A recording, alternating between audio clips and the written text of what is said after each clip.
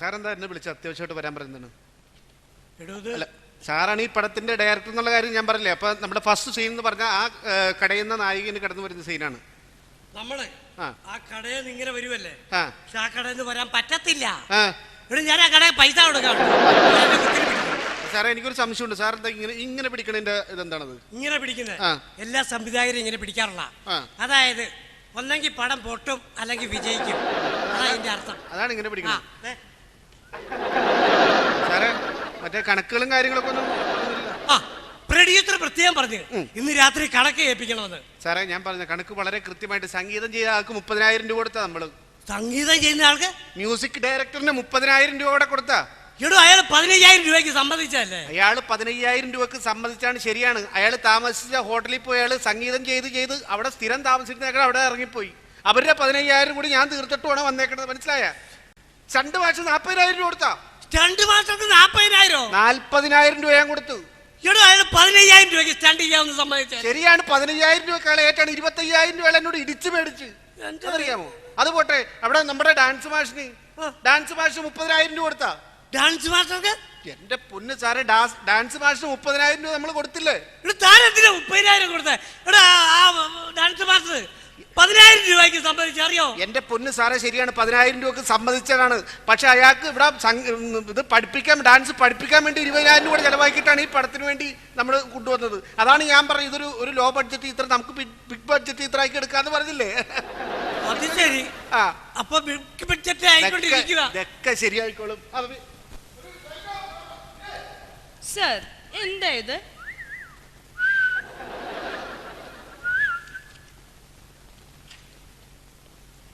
Good morning sir.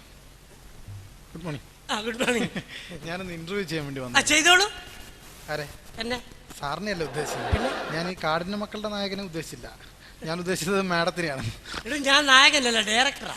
എന്തും ആയിക്കോട്ടെ, എങ്കിലും ഞാൻ സാറിനെ ഉദ്ദേശിച്ചിട്ടില്ല. സാർ മാഡത്തിന് 5 മിനിറ്റത്തേക്കിന് ഒരു കാര്യമുണ്ട്. ഈ ഷൂട്ടിങ്ങിനിടയിൽ നമ്മൾ ഇന്റർവ്യൂവിന്റെ സമയം തരാറില്ല. എനിക്കൊരു 5 മിനിറ്റ് മതി സാർ.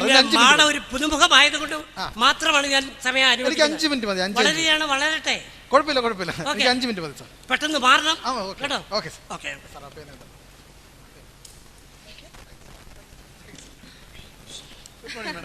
Good morning. അതെ, ഞാൻ ഈ ചന്ദ്ര ടിവിയുടെ സിനിമയ്ക്ക് സ്കോപ്പ് ഇല്ല എന്ന പ്രോഗ്രാമിൽ നിന്ന് വരികയാണ്. അപ്പം മാഡത്തിന് മാഡം ഇപ്പോഴത്തെ ഈ സമയത്ത് മാഡം എത്ര ഹിറ്റായിട്ട് നിൽക്കുന്ന ഒരു ടൈമാണല്ലോ. അപ്പം മാഡത്തിനോട് കുറച്ച് ചോദ്യങ്ങൾ ചോദിക്കുകയും അത് പ്രേക്ഷക മുഖേന എത്തിക്കുക എന്നുള്ളതാണ്, റൂമിൽ എത്തിക്കുക എന്നുള്ളതാണ് എൻ്റെ ഒരു ദൗത്യമായി ഇപ്പോൾ മാറിയിരിക്കുന്നത്. അപ്പം ഞാൻ കുറച്ച് ചോദ്യങ്ങൾ ചോദിക്കാൻ. ഈ പ്രോഗ്രാമിന്റെ പേരെന്താണ്? സിനിമയ്ക്ക് സ്കോപ്പ് ഇല്ല എന്നുള്ള പേര്. ഞാൻ എപ്പോഴേക്കോ കണ്ടിട്ടുണ്ട് തോന്നുന്നു. ആണല്ലേ? ഇതുവരെ സംപ്രേഷണം ചെയ്ത് തുടങ്ങിയിട്ടില്ല. വേറെ പ്രോഗ്രാം ആയിരിക്കും. അപ്പൊ ഞാൻ കുറച്ച് ചോദ്യങ്ങൾ ചോദിക്കാം. ചോദിച്ചോളൂ. മാഡം, ഈ സിനിമയെ കുറിച്ച് എന്താണ് ധരിക്കുന്നത്? ഇപ്പോ എന്ത് ധരിച്ചാലും സിനിമയിലൊന്നും ധരിക്കുന്നത് എനിക്ക് പ്രത്യേകിച്ച് ഇഷ്ടമുള്ള കാര്യം. അത് പോട്ടെ. ഈ കഴിഞ്ഞ പ്രാവശ്യം ഞാൻ ഈ മാഡത്തിനെ കാണാൻ വന്നപ്പോ മാഡത്തിന്റെ സംസാരിക്കുന്ന ഒരു തത്ത ഉണ്ടായിരുന്നില്ലേ? ആ തത്തയുടെ കാര്യം മാത്രം എന്നോട് ചോദിക്കരുത് കേട്ടോ. വൃത്തികെട്ട തത്ത. ഞാൻ പാലും പഴവും കൊടുത്ത് വളർത്തിയാണെന്ന് ഒരു വിചാരം അതിന് വേണ്ടേ? എന്നെ മേക്കപ്പ് ഇട്ട് കാണുമ്പോ ആ തത്ത എന്നെ ആന്റിന്ന് വിളിക്കും. മേക്കപ്പ് ഇടാണ്ട് കാണുമ്പോ എന്റെ അമ്മൂമ്മയെന്ന് വിളിച്ചേക്കണ ആ തത്ത. കൊഴുത്ത് ജനിച്ചു കൊന്നു കളഞ്ഞ. നല്ല വിവരമുള്ളൊരു തത്തയായിരുന്നു, അതിനെ കൊന്നു കളഞ്ഞ്. പിന്നെ മാഡം, ഞാനൊരു സംഭവം ആലോചിക്കായിരുന്നേ. ഈ കഴിഞ്ഞ ദിവസം ഞാനൊരു വാർത്ത കേട്ടോ. എന്ന് വെച്ചാൽ മാഡം ഒരു തുണിക്കടയുടെ ഉദ്ഘാടനത്തിന് വിളിച്ചിട്ട് മാഡം ചെന്നില്ല എന്നുള്ളൊരു സംഭവം കേട്ടോ. എന്താണത്? ഒരിക്കലും നമുക്ക് ഈ വസ്ത്രത്തോട് വലിയ താല്പര്യം ഇല്ലെങ്കിൽ പിന്നെ നമ്മൾ പറ്റില്ലാത്ത പോകാൻ പാടില്ല. താല്പര്യമുള്ള കാര്യങ്ങൾ ചെയ്യുന്നതല്ലേ നല്ലത്? അതെ, കറക്റ്റാണ്. പക്ഷെ ഞാൻ വേറെ സംഭവം കൂടെ അറിഞ്ഞു മാഡം. മാഡം പുതിയൊരു വീട് പണിതെന്ന് ഞാൻ കേട്ടു. പക്ഷെ അതല്ല വീട് പണിതല്ല വാർത്ത. 3 നിലയുള്ള വീടാണ്. അതല്ല വാർത്ത. ആ വീടിന് ബാത്റൂം ഇല്ല എന്നുള്ളതാണ് ഒരു ഭയങ്കര ഹോട്ട് ന്യൂസ് ആയിട്ട് മാറിക്കൊണ്ടിരിക്കുന്നത്. അതെ, ഒരു ഹോട്ട് ന്യൂസ് ആയിട്ട് എല്ലാ ചാനൽസിലും എല്ലാ മാഗസീൻസിലും ഒക്കെ വന്നിരുന്നു. അത് സത്യമാണ് കേട്ടോ. എന്താണ് അങ്ങനെ ചെയ്യാൻ കാരണം? അതെന്താന്ന് വെച്ചാൽ ഇപ്പൊ ഞാൻ അഭിനയിക്കുന്ന എല്ലാ സിനിമകളിലും ഒരു 5-6 കുളിസീനോളം ഉണ്ടാവാറുണ്ട്. ഒരു ബാത്റൂമിന്റെ ആവശ്യമില്ലല്ലോ. 5-6 കുളിസീനൊക്കെ അഭിനയിക്കുമ്പോ മാഡത്തിന് പനി ഉണ്ടാവത്തില്ലേ? അതെങ്ങനെ വരാൻ? എനിക്ക് പണ്ട് കക്കാവ അല്ല, ഞങ്ങക്ക് വീട്ടിൽ എനിക്ക് സ്വിമ്മിംഗ് പൂൾ ഉണ്ടായിരുന്നു, പിന്നെ ഞങ്ങൾക്ക് ബോട്ടിംഗ് എന്റെ ഹോബിയായിരുന്നു. അപ്പൊ അതിനെല്ലാം പോകുമ്പോ സ്വിമ്മിംഗ് ഹോബി ആയതുകൊണ്ട് വെള്ളത്തിൽ തന്നെ പ്രോബ്ലം ഉണ്ടാവാറില്ല. പിന്നെ മാഡം, ഇനി ഞാൻ അടുത്ത് ചോദിക്കാൻ പോകുന്ന ചോദ്യം എല്ലാ സിനിമാ താരങ്ങളോടും ചോദിക്കാൻ അവരാഗ്രഹിക്കുന്നതും ഞങ്ങൾ ആഗ്രഹിക്കുന്നതുമായ ഒരു ചോദ്യമാണ്. ഈ നവരസത്തെ കുറിച്ച് മാഡത്തിന്റെ അഭിപ്രായം? എനിക്ക് വലിയ ഇഷ്ടമില്ല. എനിക്ക് തക്കാളി രസമാട്ടോ ഇഷ്ടം, നല്ല കുരുമുളകൊക്കെ ചേർത്ത്. എന്ത് സുഖമായിരിക്കും അറിയോ വയറ്റിന്.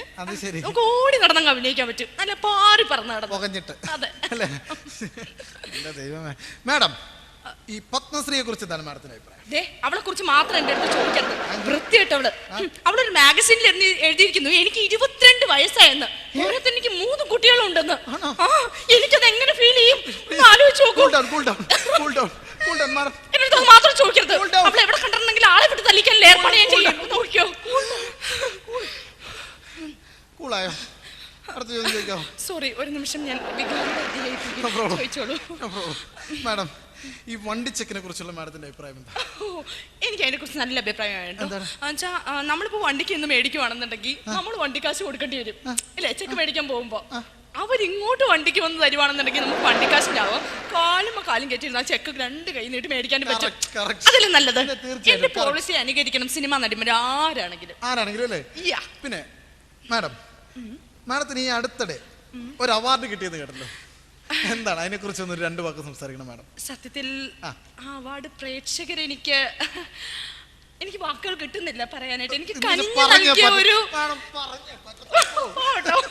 എനിക്ക് അവര് മനസ്സറിഞ്ഞ് നൽകിയൊരു ഇതായിരുന്നു. അതായത് ഞാൻ 5 വർഷം ഈ ഫീൽഡിൽ നിന്ന് വിട്ടു നിന്നിരുന്നു. ഇപ്പൊ ഞാൻ വന്നിട്ട് 1 മാസേ ആയിട്ടുള്ള ഫീൽഡിലേക്ക്. ഇപ്പൊ തന്നെ ഞാൻ 15 പടത്തോളം കമ്മിറ്റ് ചെയ്ത് കഴിഞ്ഞു. എന്നാലും ഞാൻ 5 വർഷം ഫീൽഡിൽ നിന്ന് വിട്ടു നിന്നല്ലോ, അതിന്റെ സന്തോഷത്തില് പ്രേക്ഷകരുടെ ഒരു സന്തോഷത്തിന് വേണ്ടി എനിക്ക് തന്ന ഒരു അവാർഡായിരുന്നു. തീർച്ചയായിട്ടും വളരെയധികം പ്രശസ്തി എനിക്കതിൽ നിന്ന്. മാഡം, പിന്നെ വേറൊരു സംഭവം ഞാൻ കേട്ടതാണെന്നറിയോ? എന്നോട് ദേഷ്യം തോന്നരുത്. മാഡത്തിന് മാർക്കറ്റ് ഇല്ല എന്നൊരു സംഭവം ഞാനിങ്ങനെ കേട്ടത് സത്യമാണോ ഇല്ലെന്ന്? ഇത് പറയും, അതെനിക്കറിയാം. പത്മശ്രീ നേരത്തെ പറഞ്ഞവള്, അവൾ ഉൾപ്പെടെ ഉള്ളവർ ഇത് പറയുന്ന അറിയാവുന്നതുകൊണ്ടാണ് കഴിഞ്ഞ പടം കമ്മിറ്റ് ചെയ്തപ്പോ ഒരു മീൻ മാർക്കറ്റും ഒരു പച്ചക്കറി മാർക്കറ്റും ഞാൻ പറഞ്ഞ വില കൊടുത്തല്ലേ അങ്ങ് മേടിച്ചത്. എനിക്കറിയാം ഇത് അവളുമാരത് പറയൂന്നുള്ളത്. അല്ലെങ്കിൽ എന്നോട് അസൂയുള്ളവരാണല്ലോ ഈ ഫീൽഡിലുള്ളവരെല്ലാം. തീർച്ചയായിട്ടും അസൂയപ്പെട്ടേ പറ്റത്തുള്ളൂ. സൗന്ദര്യം, എന്തൊരു ബുദ്ധി. മാഡം, ഈ ഭക്ഷണക്രമം എങ്ങനെയാണ്? അതായത് ഇപ്പൊ സിനിമ വരുന്നതിന് മുമ്പ് നമ്മൾ സിനിമയിൽ എത്തിക്കഴിയുമ്പോഴത്തേക്കും ഒരു അമിത വണ്ണം ഉണ്ടാകാനായിട്ട് നമ്മൾ ഡയറ്റ് ചെയ്യൂല നമ്മൾ.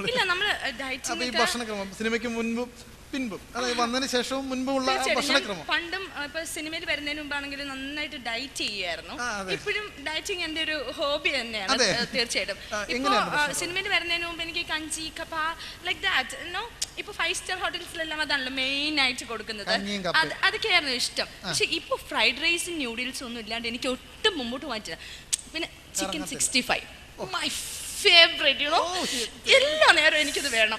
പിന്നെ എനിക്കൊരു നിർബന്ധമുള്ളത് 1 hour വിട്ട് ഫ്രഷ് ജ്യൂസ് വേണം കേട്ടോ. ഫ്രഷ് ജ്യൂസ് എന്ന് പറയുമ്പോൾ അത് നമ്മുടെ കോംപ്ലക്ഷൻ, മുസംബി, പിന്നെ പൈനാപ്പിൾ എല്ലാം ഭയങ്കര ഇഷ്ടമാണ്. നമ്മുടെ കോംപ്ലക്ഷൻ എല്ലാം നന്നായിട്ട് ആണല്ലേ. ചുമ്മാ നല്ല 5 പടത്തിലാണ് വെച്ചേക്കുന്നത്. മാഡം, വേറെ സംഭവം ചോദിച്ചോട്ടെ? മാഡം, ഈ ഒന്നും തോന്നരുത്, ഈ സൗന്ദര്യം നിലനിർത്തുന്നത് എങ്ങനെയാ? അത് സൗന്ദര്യം നിലനിർത്താൻ നമ്മൾ ഒരിക്കലും ഇപ്പൊ പെൺകുട്ടികൾ പ്രത്യേകം ശ്രദ്ധിക്കേണ്ട ഒരു കാര്യമാണ്. ഇപ്പോഴത്തെ പെൺകുട്ടികൾ അത് ശ്രദ്ധിക്കാത്തൊരു കാര്യമാണ്. ആദ്യം ഓവർ മേക്കപ്പ് ചെയ്യാതിരിക്കുക. ഓവർ മേക്കപ്പ് ചെയ്തിട്ടുണ്ടെങ്കിൽ നമ്മുടെ ഫേസിൽ പോസ് വരും, അങ്ങനെ ഭയങ്കര ഡാർക്ക് സർക്കിൾസ് വരും, അങ്ങനെ ഭയങ്കര പിന്നെ ഇത് സാധാരണ പെൺകുട്ടികളുടെ കാര്യമാണ് ഞാൻ പറഞ്ഞത്. പിന്നെ സിനിമാ നടികളാവുകയാണെങ്കിൽ കല്യാണമേ കഴിക്കരുത്. കല്യാണം കഴിച്ച സൗന്ദര്യം പോകും, എന്റെ അഭിപ്രായം. അതുകൊണ്ട് ഞാൻ കല്യാണേ കഴിച്ചില്ല. അതെ, വിവാഹം കഴിച്ചിട്ടേ ഇല്ല. ഓക്കെ, ഇപ്പൊ ഞാൻ ഒരു കാര്യം ചോദിച്ചോട്ടെ മാഡം? ഇപ്പോൾ ഇത്രയും കാര്യങ്ങൾ ഞാൻ ചോദിച്ചു എങ്കിലും മാഡത്തിന് ഈ മലയാള സിനിമയ്ക്ക് വേണ്ടി മാഡം എന്തൊക്കെ സംഭാവനകൾ ചെയ്തിട്ടുണ്ട്? എനിക്ക് വളരെ വലിയൊരു സംഭാവന ചെയ്യാനാണ് സാധിച്ചത്. അതായത് നിങ്ങളൊന്നും പ്രതീക്ഷിക്കാത്ത ആ സംഭാവനയാണ് ഞങ്ങൾക്ക് അറിയേണ്ടത്, ജനത്തിന് അറിയേണ്ടത്. ആ സംഭവം അതായത് കല്യാണം കഴിക്കാത്ത എനിക്ക് 4 ആയിരിക്കും. കൃത്യമായിട്ട് പറഞ്ഞല്ലോ, 4 ബാലതാരങ്ങളെ മലയാളം സിനിമയ്ക്ക് വേണ്ടി സംഭാവന ചെയ്യാൻ സാധിച്ചു. അതെ, ഒരു വലിയ കാര്യമായിട്ട് തന്നെ ഞാൻ കാണുന്നുണ്ട്.